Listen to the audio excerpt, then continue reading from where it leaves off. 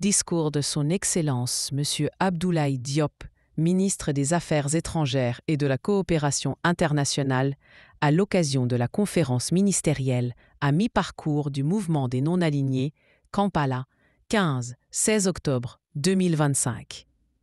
Monsieur le Président, Mesdames et Messieurs les ministres, Mesdames et Messieurs, je voudrais, avant tout propos, t'adresser au nom de la délégation du Mali et en mon nom, nos vifs remerciements au gouvernement et au peuple d'Ouganda pour l'accueil si chaleureux et l'attention toute particulière dont ma délégation et moi-même sommes l'objet depuis notre arrivée dans ce beau pays. Je voudrais, ensuite, reconnaître et saluer le leadership efficace de la République de l'Ouganda à la tête du mouvement des non-alignés.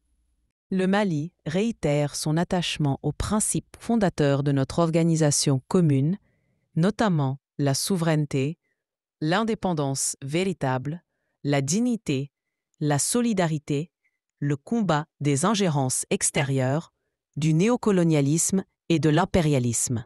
Ces principes et valeurs sont du reste au fondement de la vision panafricaniste de la Confédération des États du Sahel, incarnée par leurs excellences le capitaine Ibrahim Traoré, président du Faso, chef de l'État, le général d'armée Assimi Goïta, président de la transition, chef de l'État du Mali et président de la Confédération AES, et le général d'armée, Monsieur le Président. Cette 19e conférence ministérielle à mi-parcours de notre mouvement se tient au moment où se posent des questions légitimes sur l'avenir du multilatéralisme, après le constat alarmant d'inefficacité face aux multiples défis de notre temps.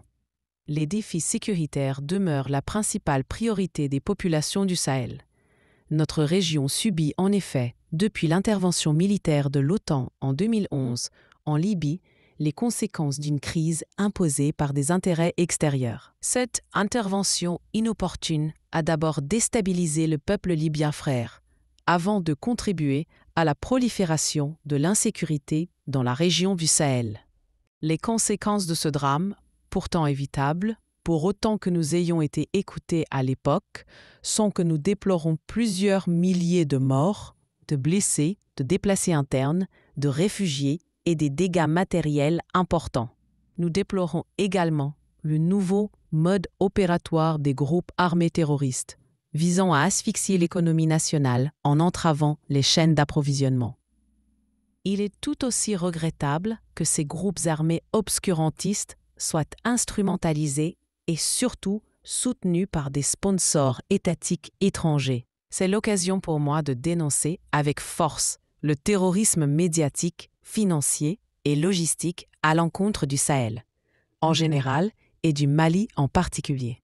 Il est d'autant plus regrettable que les soutiens régionaux et internationaux des groupes terroristes se passent dans une relative indifférence, particulièrement lorsque des pays comme l'Ukraine revendiquent ouvertement leur soutien aux groupes armés terroristes opérant dans la région du Sahel.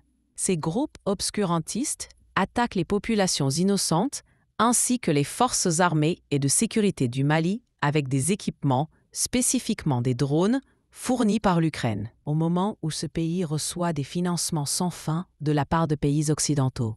Le Mali et les autres pays de la Confédération AES, à savoir le Burkina et le Niger, savent que l'Ukraine, voire les groupes armés terroristes, ne représentent qu'un proxy, un cheval de Troie qui masque les véritables instigateurs des crises sécuritaires dans nos pays.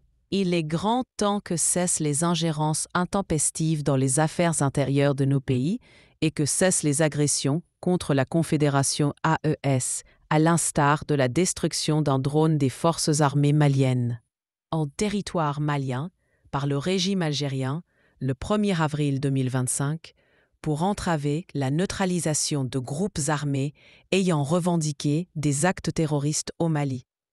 Conformément à son attachement au droit international, le Mali a saisi la Cour internationale de justice, en refusant de donner son consentement à la compétence de la CIJ.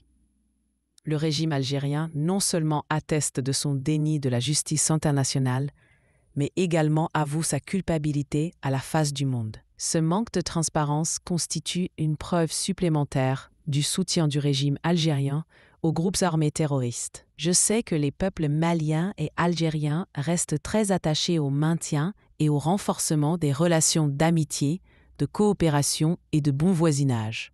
Les États membres de la Confédération des États du Sahel sont à l'avant-garde de la lutte contre le terrorisme.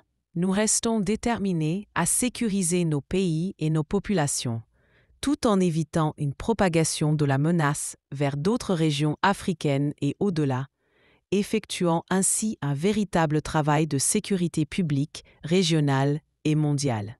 Monsieur le Président, dans sa quête de paix et de stabilité durable, le Mali a adopté la Charte pour la paix et la réconciliation nationale, fruit d'un dialogue inclusif entre les Maliennes et les Maliens, de toutes les couches socio-professionnelles et de la diaspora. La Charte s'appuie sur nos valeurs traditionnelles et nos mécanismes endogènes de règlement des différends, afin de se tourner résolument vers un avenir partagé et prometteur. La Charte pour la paix et la réconciliation nationale constitue désormais le référentiel pour guider notre nation vers une paix durable, une réconciliation et une cohésion nationale. Elle incarne l'appropriation nationale du processus de paix par le peuple malien, ainsi que sa décision souveraine de prendre son destin en main. Je voudrais ici me réjouir de la prise en compte des évolutions positives intervenues au Mali dans le document final de cette 19e conférence ministérielle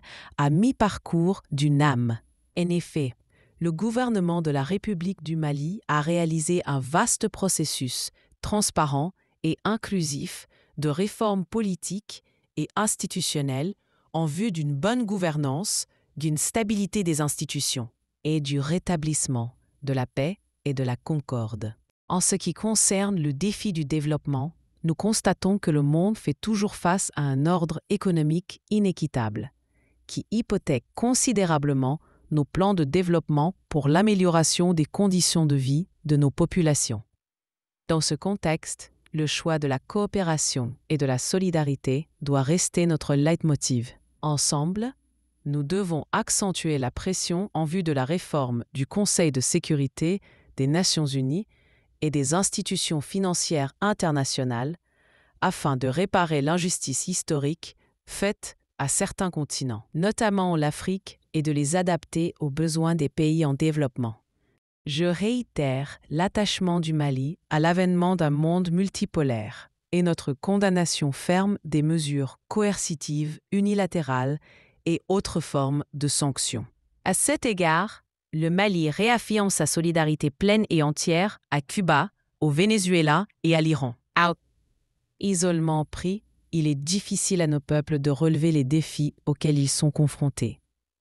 C'est dans ce cadre que les gouvernements de la Confédération des États du Sahel, AES, outre les mesures sécuritaires collectives, s'attellent également à la mise en œuvre d'une stratégie globale et intégrée qui inclut des mesures politiques, des développements économiques et sociaux, de justice et de réconciliation. À cet égard, les instances confédérales ont pris des initiatives souveraines, notamment en matière de projets structurants, de mobilisation des ressources internes, d'industrialisation, de transformation sur place de leurs produits locaux pour créer de la valeur ajoutée à leurs économies et l'emploi, notamment pour nos jeunes. Dans la même optique, nous avons inscrit au cœur de nos priorités nationales et confédérales des politiques d'investissement stratégiques dans différents domaines tels que les infrastructures, l'énergie, l'industrialisation et la diversification de l'économie.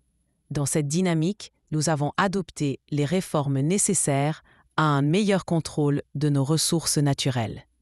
En matière d'intégration sous-régionale et régionale, en dépit des sanctions et incompréhensions dont nos pays font l'objet, je rappelle l'attachement sans faille des chefs d'État de la Confédération AES à promouvoir et renforcer l'esprit panafricain, la solidarité africaine et l'unité entre les peuples africains et les diasporas. Monsieur le Président, le gouvernement du Mali réitère sa détermination à jouer sa partition dans la réalisation de nos objectifs communs.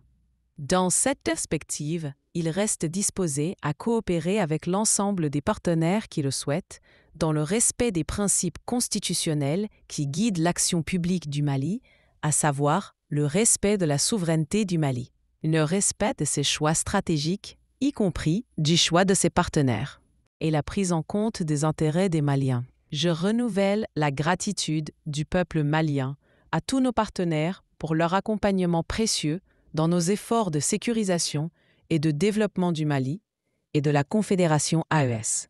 Je termine en réaffirmant l'attachement du gouvernement du Mali aux nobles idéaux du mouvement des non-alignés. Je vous remercie de votre aimable attention.